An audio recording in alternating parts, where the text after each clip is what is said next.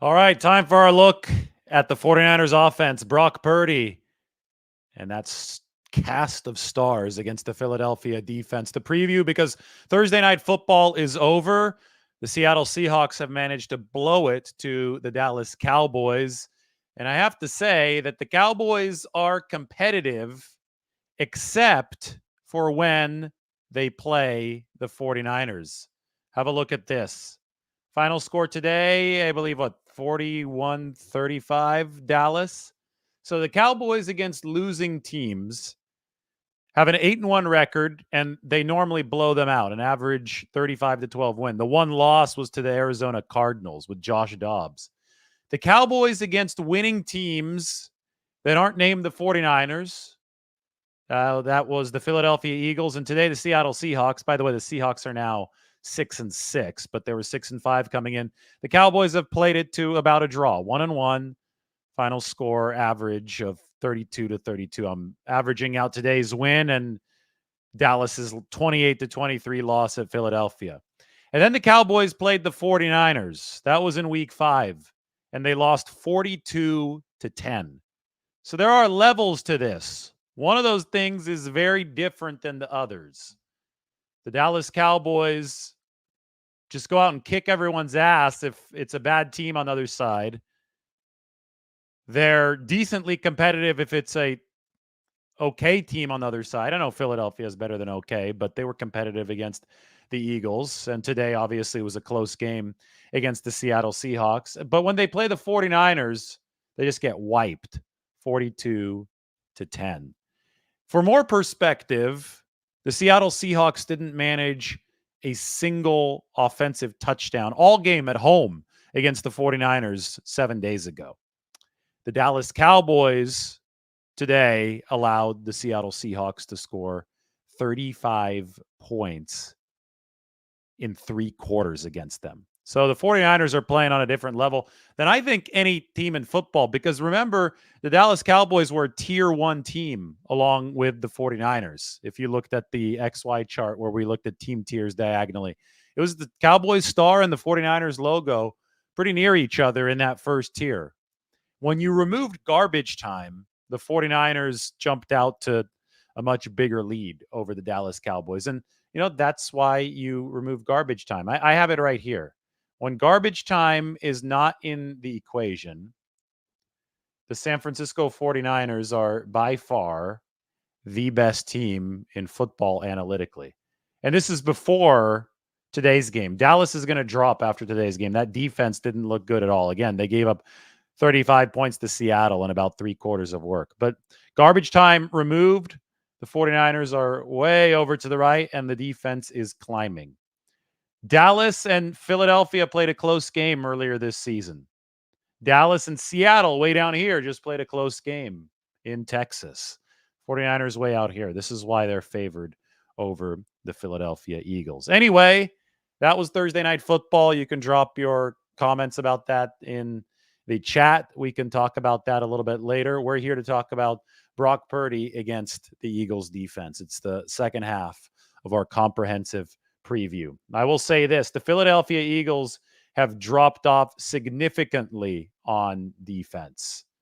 See the offensive ranks? They're top 5 across the board, pass and run overall, number 4. Defensively, though, this was a top 3 Philadelphia unit last year. They're down to number 14 this season, 14 against the pass, number 17 against the run. That's all EPA per play. Speaking of a drop-off defensively, look at this from Philadelphia. Expected points added per game generated on sacks. They ranked number 1 in the league last year. They would gain a touchdown's worth of expected points on sacks per game. They're down to number 23 here in 2023. Explosive pass rate allowed for the Philadelphia Eagles, 9.6%, which is a really low number. That ranked number 3 in 2022. They're down to number 19 in 2023. The scheme is a little bit different. They have a new defensive coordinator. Jonathan Gannon left to Arizona to be the head coach. Sean Desai is the new defensive coordinator for the Philadelphia Eagles. They have some different personnel too. Javon Hargrave is now a 49er. Jalen Carter, though, now is an Eagle. I like drafting those Georgia guys. They try to replenish the defensive line with them. And the defensive line isn't generating nearly as many sacks. I'm not saying that Jalen Carter has been bad. I think he's actually been really solid, especially for a rookie.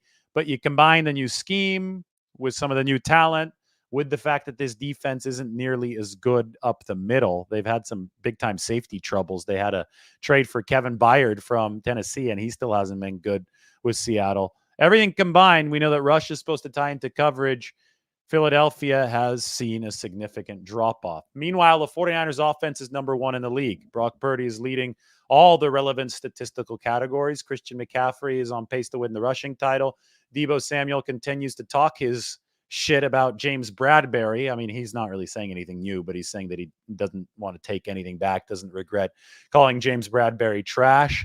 Brandon Ayuk might be the best receiver in football. I mean, it's been unbelievable what he's done. Analytically, we have seen how he's an outlier on all the charts. George Kittle might dominate Philadelphia, which is number 32 DVOA against tight ends. It's the last. That's the worst pass efficiency on the season against tight ends. The Eagles are also allowing a QBR of over 95 on intermediate middle passes. So this is a defense that's seen a lot of issues, discipline issues on the back end. They gave up 30 plus to Josh Allen in the rain at home last week. So the 49ers might be licking their chops. This is not the same Eagles defense they faced last year. And although Philadelphia has given up the fewest rushing yards in the league, their efficiency against the rush is below average.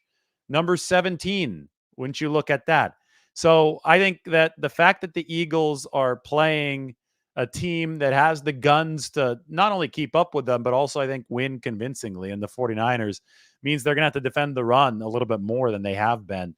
And maybe this poor ranking will show up when they play the 49ers.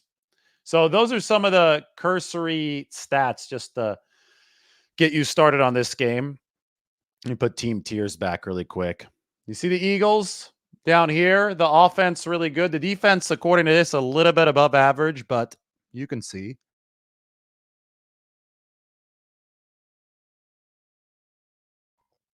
it isn't great.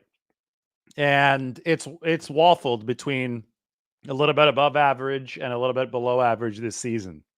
Last year, you had Philadelphia up here in the top right corner. This year, they're about a tier to two lower than last season. More on the Eagles and what Brock Purdy might have to face. They've got a 15.7% blitz rate, which ranks right in the middle of the pack. And that's virtually unchanged from last year. Jonathan Gannon blitzed about the same amount. He's not blitzing hardly at all with Arizona. The Cardinals have the league's lowest blitz rate this season, but the Eagles are a little bit higher than that. And the Eagles, who generated a good amount of takeaways last year with the pass rush that they had, they're number 19 in takeaways, not nearly as effective this season. Injuries.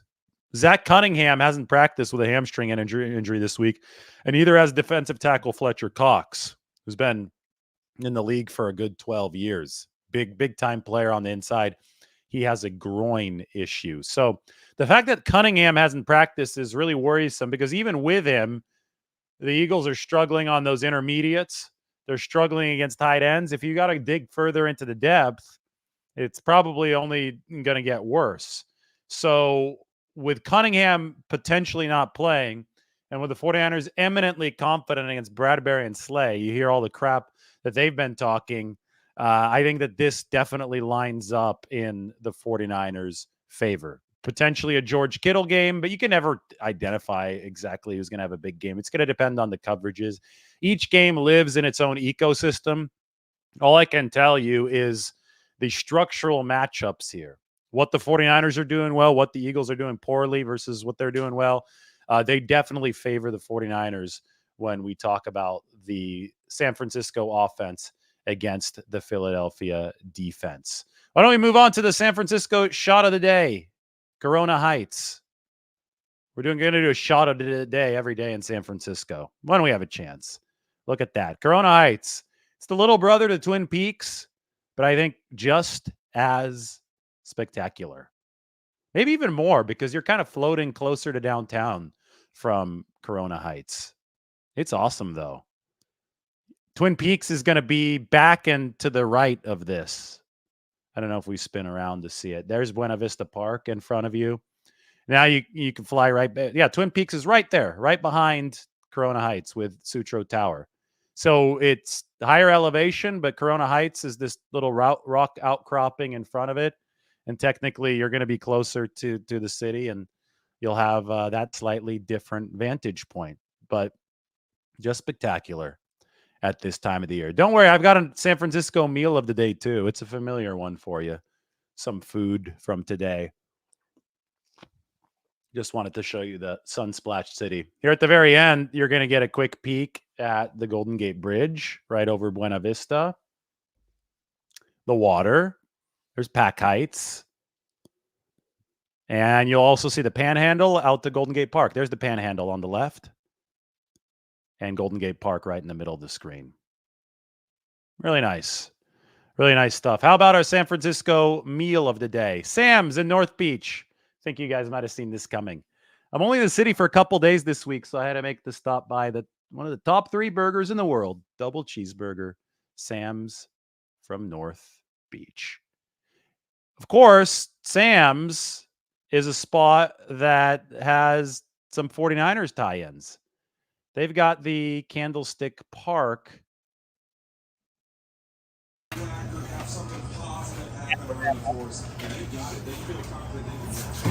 Final game at Candlestick. There's Navarro Bowman. Fans love it when I put crossing this the goal I was at line this game. on the pick of the stick. I was sitting right there. I was sitting.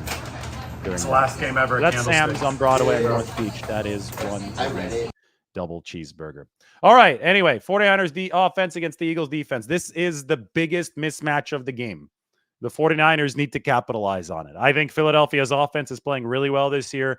Jalen Hurts is dangerous. Yes, the 49ers defense is playing at a top-notch level as well, but they've got the statistical gap in this phase of the game. Again, you look at the profile for the Philadelphia Eagles. They're top 5 offense, but they're mediocre defense this year. They have all sorts of trouble on that side of the ball. Now, could the rain potentially slow the 49ers down? Of course it can. And we don't know exactly how much of it there's going to be. It's definitely in the forecast for Sunday. There's a chance that it doesn't rain. There's a chance that it does. I mean, that's why the percentages are hovering right around 50%. The Brock Purdy today talked about his strategy, depending on how wet it is. And he said, well, if it's just a complete downpour, I'll put on a glove. He's done it before in college. But if it's just kind of raining, kind of not, he said that the grip is the same for him, regardless of whether or not it's raining. So he probably won't wear a glove. But again, we don't know exactly what the conditions will be in Philadelphia on Sunday. And those are something to watch. If you're the 49ers, you'd rather it be dry because you're the favorite in this game. You've got the number 1 offense in the league. You're playing a defense that's not that great in the Philadelphia Eagles this year. So you want everything to just play cleanly according to serve, because if that happens, you score 30 plus and you leave with a win. But if it rains, well, that could hold your scoring output down a little bit. It's not just Brock Purdy. It's any NFL quarterback, probably not named Josh Allen, who's this bionic man. I mean, he's 6'5", massive hands. It seemed like the rain didn't bother him. But for essentially any human being on the planet, including most NFL quarterbacks, it is tougher to handle a wet football than it is to handle a dry one. So, of course, the 49ers would rather it be dry, but sometimes they're just going to have to play the cards that they're dealt. It's not as simple as looking at it as pass versus run and, if it's raining, they got to run more. You have to do whatever the box dictates. If Philadelphia is bringing down an extra safety, then you're going to pass. If they're not, if they're playing too high, and they're playing a ton of too high this year under Sean Desai, the new defensive coordinator, then you're going to throw the ball. Then you're going to run the ball. Also, the too high alignment allows for throws underneath. So you can mix it up a little bit because, of course, defenses aren't that simple. It's not just one high, too high, and that determines whether you run or pass.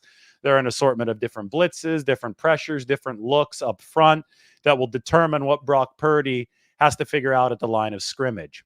The too high heavy Philadelphia defense this year under Desai has given up that QBR of over 95, which is extremely high. It's not passer rating. That's QBR, which maxes out at 100. they've given up that very high QBR on those intermediate passes, which is in between the hashes, 10 to 20 yards downfield. Throws to the intermediate part of the field, Brock Purdy this year, 10 to 20 yards downfield. And last year, he's actually made NFL history. No, we haven't seen any quarterback in documented NFL history, which goes back about a quarter century, throw for 13 yards per attempt. But that's exactly what Brock Purdy has done over the course of last season and this season. He carves up the middle of the field with reckless abandon. That's exactly where Philadelphia has struggled. That's why they had to trade for Kevin Byard. It hasn't worked out that great for them on the defensive side. Zach Cunningham hasn't practiced this week, and they're number 32 DVOA against tight ends. So that's where the 49ers have to focus their attention. Now, the 49ers wide receivers are eminently competent against Bradbury and Slay. Why is that the case? Well, remember that last season, the 49ers had their way with the Philadelphia Eagles up until Brock Purdy got hurt. Now, he got hurt early in the game. I understand that. But then the big but here is there was space that the 49ers were working with up and down the field before Brock Purdy got hurt. The two passes that he completed at the start of the game, I mean, that's the one to it was the third attempt, and it didn't become an attempt because it was a fumble. But the try on which Brock Purdy got hurt, that was probably the play with the most separation. And we had already seen a play where Brandon Ayuk had generated a lot of separation and caught a ball on the far side. The 49ers firmly believe that Brandon Ayuk is going to be able to separate against Bradbury or Darius Slay, especially Bradbury. And they firmly believe that they have too many weapons for Philadelphia to handle. Now, whether or not that becomes an actual factor that the 49ers capitalize on in this game is going to depend on two things. The blocking up front, and I think Philadelphia does have an advantage there. Their D-line against the 49ers O-line that hasn't been good in pass protection. But there is something that can help that 49ers O-line, and it's Brock Purdy. And it's his feel for the pocket, and it's his ability to manipulate that pocket, feel the pressure, step up and deliver even in the face of pressure. Brock Purdy has improved, I think, immensely in this area of the game since last year. When he got taken out by Hassan Reddick, Brock Purdy didn't step up in the pocket, and he also wasn't throwing with nearly as much anticipation as he's throwing with now. I pointed that out earlier in the week. We were watching some game tape of 49ers Seahawks last week. It was a week ago tonight that Brock Purdy hit Brandon Ayuk on one of the most impressive anticipatory throws that you'll ever see. I don't think he was doing that last year. When he hit Ayuk on that anticipatory throw, Ayuk wasn't even out of his break yet. Brandon Ayuk was already out of his break, and Brock Purdy hadn't thrown yet in the NFC Championship game several months ago when Hassan Reddick blew up his elbow. If Purdy throws that with more anticipation and he throws before Ayuk comes out of his break, just like he did last week after more time to develop rapport with Brandon Ayuk, Brock Purdy doesn't get hurt, and there's a really good chance the 49ers win that NFC Championship game. So sometimes the biggest difference and the biggest change from point A to point B is the improvement that you make. And I think that Brock Purdy has improved significantly since the last time that he faced the Philadelphia Eagles. The proof is in the pudding. He's the most efficient quarterback in football. He should be the front runner for the most valuable player award. This is Brock Purdy's chance to actually establish himself as a betting favorite, unless there's tremendous absolute bias, and there might be. But unless there's tremendous absolute bias, if Brock Purdy leads a 49ers victory in Philadelphia, he should be the betting MVP for the betting favorite for MVP, the betting MVP. Now, you don't want Brock Purdy to be the betting MVP. You want him to be the betting favorite for MVP. But that's just the byproduct of what would happen or what would likely happen or what should happen if the 49ers go into Philadelphia and take care of business. And the reason I say take care of business is because they're favored in this game by 3 points. And they're favored for a reason. It's because they've got the top offense in football. They have a defense that's performing as at least the top 3 unit, and they've got to overcome some of those special teams miscues. I wonder if I could find really quickly, that's what I was looking for earlier, some quick tape for all of you to take a look at what Brock Purdy did against Philadelphia last year and what Brock Purdy has been doing recently with Brandon Ayuk. This is against Philly last year. We can watch the whole drive that Brock Purdy had while he was healthy in this football game. And it wasn't even a whole drive. It was shorter than that. But first play, Eagles, I mean, they got to him, but he found his outlet. He found George Kittle. Again, Brock Purdy was 4 of 4 in this game, including 2 of 2 before the injury. And you're going to see some separation here. Christian McCaffrey stuffed. I think that Philadelphia last year got better as the season went along with run defense. They made a couple key acquisitions. This year, on the surface level, they've been okay run defensively, but the DVOA tells you that they haven't been good in leverage spots against the run this year. And I think the thing shielding Philadelphia's defense this year is Jalen Hurts in the offense. This has been an offense-driven football team. That moved the chains for the 49ers. That set up 1st and 10. This is their version of the brotherly shove, except they just give it to Christian McCaffrey and run a little bit behind Trent Williams. Gave Brock Purdy another throwing opportunity against the Eagles in the NFC Championship game. This is what he did with it. Big-time separation. Brandon Ayuk. Far side of the field against James Bradbury. You'll see this. I mean, Purdy's gotten better over the course. I think he's throwing even with more velocity right now, but he's throwing with more anticipation now. That, though, was a pretty standard play. If they're going to give Brandon Ayuk that outside leverage, the 49ers were going to be happy to take it. So you can see they're moving along.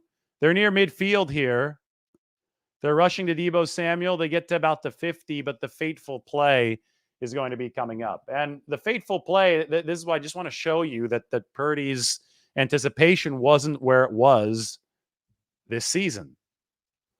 You'll see very soon what I mean by that. Here we go. From midfield, 49ers working with Hassan Reddick coming off of the edge. Reddick around Tyler Kroft. Now look, I pause it right here because you could see at the top of your screen, Brandon Ayuk is coming out of his break against James Bradbury. Brandon Ayuk's open right now. This throw should be out. This throw would be out if this were the 2023 season version of Brock Purdy. The throw's not out, though. Brock Purdy doesn't throw till now. And because of that, he is hit while he throws. He tears his UCL. The ball doesn't get to Brandon Ayuk, and it is a fumble. Eagles recover. You know how that game ended up. It wasn't good for the 49ers. Okay, so now we're going to just remember that. Remember that moment. Remember the timing of that play. Now we're going to go to 49ers against the Seattle Seahawks in the second half. This is the Purdy drive that ends with the touchdown to Brandon Ayuk. And we're going to fast forward. Just wanted to show you that initial play to George Kittle. All right, here comes the ball from the 28-yard line. Purdy, look right here. Purdy is throwing. Do you see where Brandon Ayuk is? I paused it again. Brandon Ayuk is just now coming out of his break, but Purdy's throwing motion has already long started. In fact, we can rewind this a couple seconds. Let's see where the throwing motion actually begins. I'm late. It's so quick now that I'm late. I want to pause it at just the right time, right here. Throwing motion is beginning. Purdy's arms have come apart. That means he's throwing the football. Brandon Ayuk is not out of his break yet. So this is an ultimate trust throw from Brock Purdy. It's going to go to the middle of the field. It's going to meet Brandon Ayuk in a position to where he can grab it and head into the end zone. But look at this. Boye Mafe is closing in on Brock Purdy, just like Hassan Reddick was closing in on Brock Purdy in the NFC Championship game last year. But Purdy is throwing this ball more quickly with greater anticipation than he did in that NFC Championship game. Because of that, he's going to be unharmed. He'll be hit, but he'll be unharmed. If Brock Purdy had taken a second longer to throw this ball, even a split second longer to throw this ball, just like he was taking when he was a rookie, there's a chance he gets hurt again because that rusher is going to meet him as he's throwing the ball, but he gets rid of it before that rusher gets there in the nick of time. It's a game of milliseconds, but that's a touchdown to Brandon Ayuk. Watch this from the end zone angle. I mean, there's so many similarities between this play and the play on which Brock Purdy got hurt. But he's throwing right now with Brandon Ayuk not even out of his break. And if that throw comes even a little bit later, then Boye Mafe is hitting Brock Purdy at this moment. And that's the moment that could tear up your elbow. This is the moment when Hassan Reddick hit Brock Purdy last year.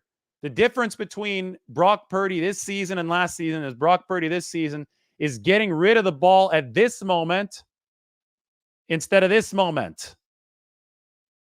Again, game of millimeters, milliseconds, inches, whatever measurement you use. That is what we call a dime to Brandon Ayuk. So hopefully that illustrates how much better Brock Purdy has gotten. It's minute, but it's huge. That's the thing about the game of football. Small adjustments can go a really long way. Stuff like that is why Brock Purdy is the most efficient quarterback in the National Football League. Just tremendously impressive anticipatory stuff. And now he gets to go back to the scene of the crime, the scene of the injury, Philadelphia, where the Eagles last year had a vaunted pass rush. This year, not nearly as good. They've got a lot of the same players, but not all the same players. And now Fletcher Cox is also hurt. He might not play. We'll see what the injury report says tomorrow.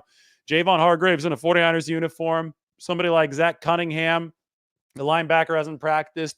Eagles have struggled over the middle of the field. They've struggled against tight ends. Brock Purdy's going to have a chance for vengeance in this football game. All right, 49ers Q&A time. How's everybody doing on this beautiful Thursday night? The Seattle Seahawks have lost to the Dallas Cowboys. The 49ers have opened up a massive lead in the NFC West. Seattle is 6-6. San Francisco is 8-3. 49ers can go up a full 3 games over the Seahawks if they can beat the Eagles. Now, the 49ers have to be wary of the fact that Seattle's going to have extra rest coming to Levi's Stadium next week, kind of like the 49ers have extra rest playing the Eagles this week. And the 49ers will be coming off a long cross-country flight. So, next week has a chance to be a letdown for the 49ers. I know that we shouldn't be looking forward too much to next week, but I like to see everything in its totality. Regardless of what happens on Sunday in Philadelphia, the 49ers must be ready to make a turnaround against a fresher team in Seattle. They're a lot better than Seattle. We know this. We saw it last Thursday on Thanksgiving. But the NFL can work in weird ways, especially when you are at a rest disadvantage. And the 49ers have been at a rest disadvantage for most of this season. This is one of the very few times that they won't be at a rest disadvantage this year against the Philadelphia Eagles. So they've got to take care of business on the East Coast Sunday.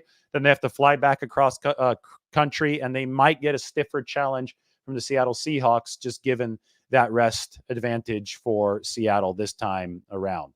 Anyway, we got a question here from Kevin Johnson. He called me the cap god, flattering me. Given your expertise, is it possible for the Niners to sign Young and Brandon Ayuk? So the 49ers have a tried and true formula of how they do business. I'm going to pop the formula open on the screen to help illustrate things for you here. I have it as my pinned tweet because I love coming back to this.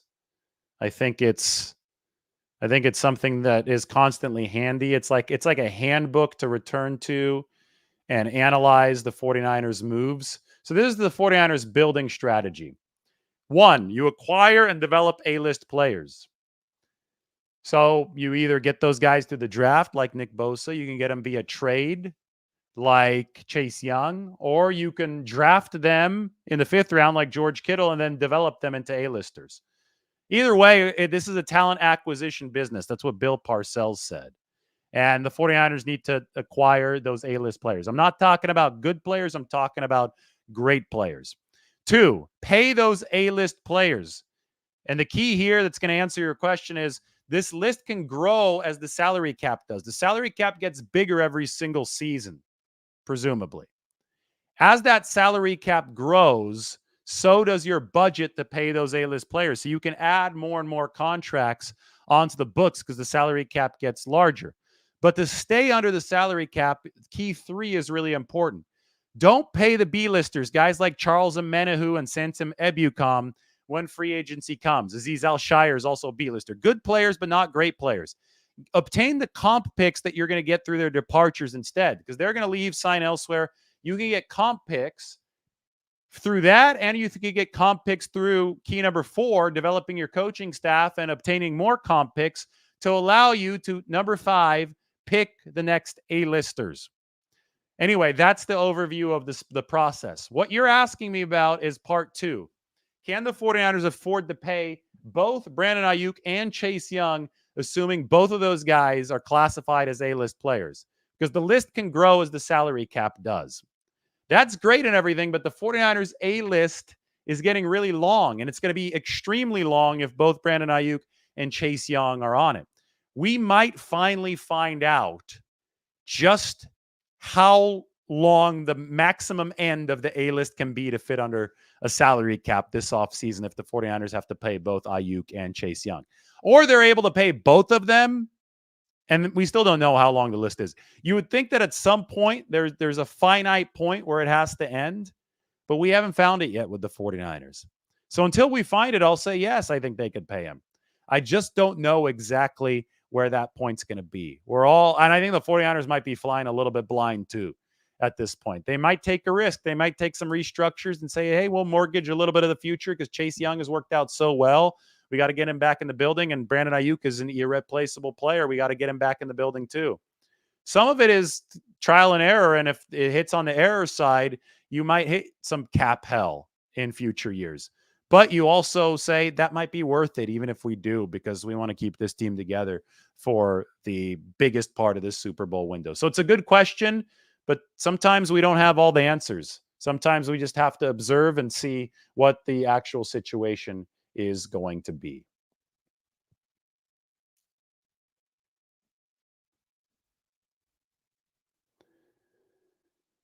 Was this my dream job? My dream job is announcing games. I would like to think a good play-by-play announcer, like, the Joe Buck job or whoever on TV, Lon Simmons, those kind of guys.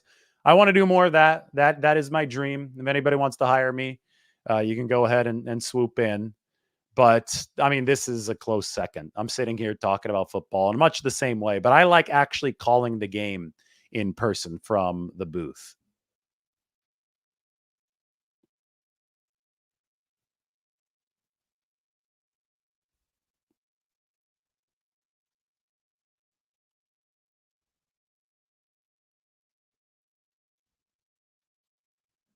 Go for broke. Always has a profound comment. David, the gridiron may be 120 yards by 53.3 yards, including the end zones, but Brock Purdy has a knack for playing the field on 1 square foot of real estate, his head. He processes faster than the game is played. Yes.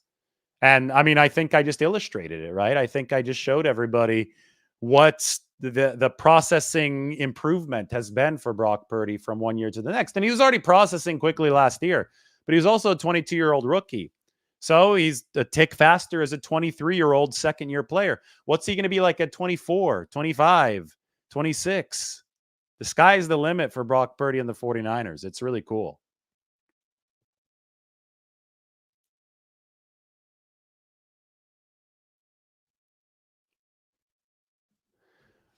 I should record like 2 or 3 drives a game for the channel, like play-by-play, huh? The thing is, it's more fun to do it you have to react in the moment.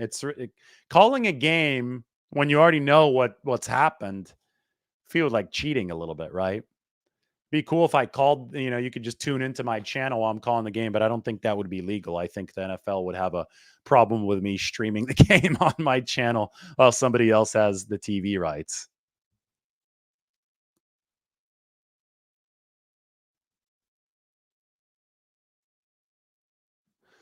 The problem is that I'm at the game, so I can't really call it. I'm not just sitting at home on YouTube. I go to all these games. I'm up in the press box. So, well, hey, in the future, I would love to call games. I'd love to do play-by-play. If anybody's watching, wants to take note of that, drop me a line. My email's on my Twitter. But I think for the time being, it's just something that I would need an opportunity to be able to do it. I can't make my own opportunity in that specific way. Go for Broke thinks the 49ers are going to win 31-24. My prediction will come out on Saturday. Who wants Margot to be part of the prediction video? Raise your hand, or hey, you can raise your hand in the comment section if you want Margot to be part of the prediction video. I think rumors are that she might be part of the prediction video. Tomorrow, it's going to be, will the 49ers beat the Eagles? Tomorrow also will be the final practice of the week. So we'll go through all the good stuff, maybe another video or two tomorrow, maybe some interviews, maybe some footage from practice. So stay tuned. It's going to be good stuff. I've got a lot. I got a lot in the plans for you here over the course of the next 48 hours or so, maybe a little bit more before the game. Anyway, that's a look at Brock Purdy against the 49ers. Brock Purdy's not playing against the 49ers. I'm tired. Time for me to get some rest. Brock Purdy against the Eagles defense. We've previewed both sides of this. We'll talk a little special teams tomorrow. It'll be fun. Everybody, thanks for joining. We'll talk to you very soon.